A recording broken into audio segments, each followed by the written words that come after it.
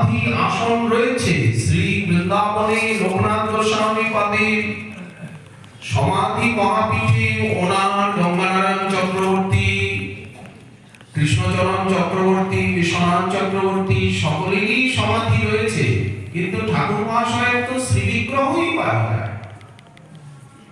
মিলিয়ে গেলেন। এই আত্মসংগোপন লীলায় সমগ্র গৌরমণ্ডল তথা সারা গৌরীয় বৈষ্ণব জগৎ স্তব্ধীভূত হয়ে গেল, আধারে ছেয়ে গেল, পাষাণ দ্রবীভূত হলো। চারিদিকে হরিধ্বনি উত্থিত হলো, দেবলোক থেকে অবিরাম কুসুম বৃষ্টি হতে লাগলো। এই হচ্ছে গৌর পার্শ্বদগণের স্বরূপ। ইনি কে? ইনি কি মূর্তিমতী ভক্তি?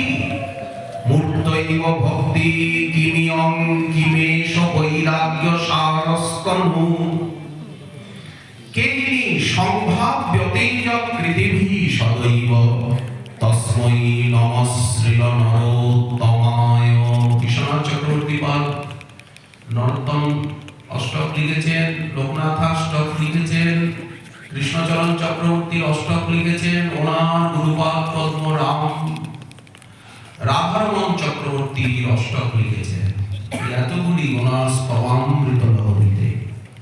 ওমর করুণাময় শ্রী ঠাকুর মহাশয় নরোত্তম প্রেমের মূরতি, কিবাসী কোমল তনু শিরীষ কুসুম জনু, জিনিয়া কনক দেহজ্যোতি, অলপ বয়সতায় গণসুখ নাহি ভাই, রাজপুত্র গোরাগুণ শুনি সদা জুড়ে, রাজ্য ভোগ ত্যাগিয়া অতি লালায়িত হইয়া গমন করিলা ব্রজপুরে।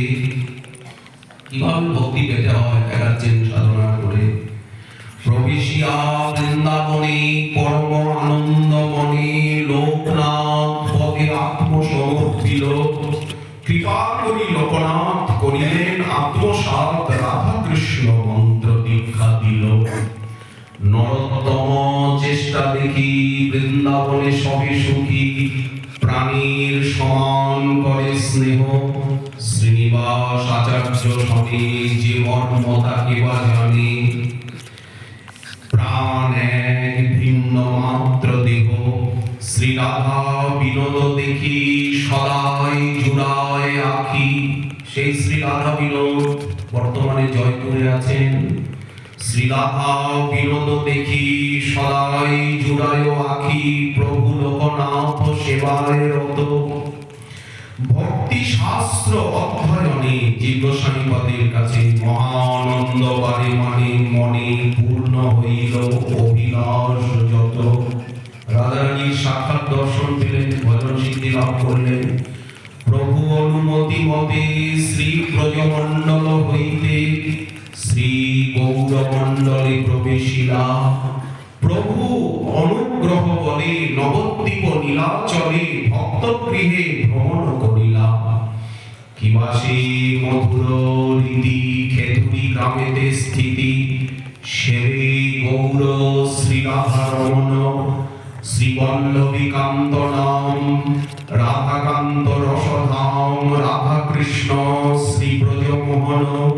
ছয় বিগ্রহ যেন সাক্ষাৎ বিহরে হেন, শোভা দেখি কেবা নাহি ভুলে, প্রিয় রামচন্দ্র সঙ্গে নরোত্তম মহারঙ্গে, ভাসে সদা আনন্দ হিল্লোলে।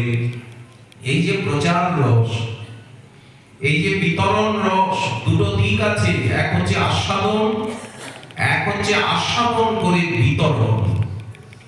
দুটি মহাপ্রভুর আদেশ, আস্বাদন এবং বিতরণ। বিতরণের সঙ্গে সঙ্গে আস্বাদন। নরোত্তম গুণ যত কে তাহা কহিবে কত, প্রেম বৃষ্টি যাহার কীর্তনে, শ্রী অদ্বৈত নিত্যানন্দ গণ সহ গৌরচন্দ্র, নাচয়ে দেখিল ভাগ্যবানে। গৌরগণ প্রিয়তি নরোত্তম মহামতি, বৈষ্ণব সেবনে যার ধ্বনি। এইরকম বৈষ্ণবের সেবা জীবগোস্বামীপাদ বৈষ্ণব পাঠিয়ে পরীক্ষা নিলেন যে নরোত্তমের কতটা বিশ্বাস ভক্ততত্ত্বে।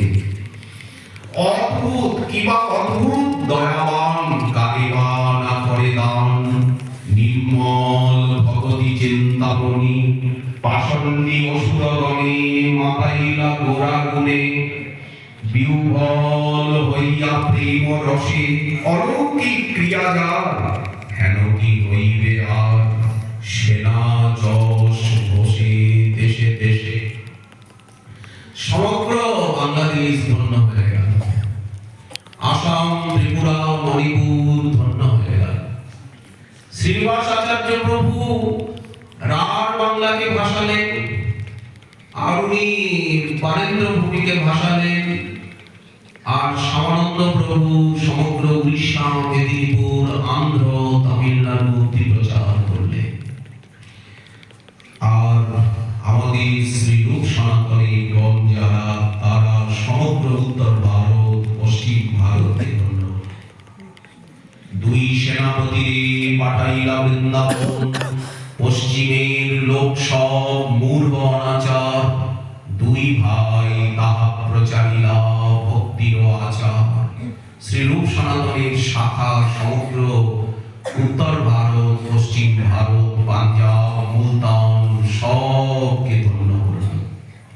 এইভাবে আসমুদ্র হিমাচল মহাপ্রভুর নাম, প্রেম, রাধা মাধবের আরাধনা, উপাসনা প্রচারিত। তবেই তো আমরা কিছু পেলাম দেশে। এইভাবে যদি না তারা করতেন, রাখতেন, আমরা এসে কিছু পেতাম? এই বৃন্দাবন কি পেতাম? গ্রন্থ পেতাম? কি কীর্তন পেতাম? কিছুই জানতে বুঝতে পারতাম না। সবই তাদের কৃপারই ফল পরিণাম। ঠাকুর মহাশয়ের চরণ যুগল বারবার হৃদয়ে ধারণ করে তার চরণ ঋণ কণার চরণে প্রার্থনা জানাই, যেন ওই পথে, ওই দেখানো পথে আমরা নিরপরাধে, নিষ্কাম ভাবে, নিরভিমানে, নির্দ্বন্দ্বে, যাতে ওই পথে আমরা ধীরে ধীরে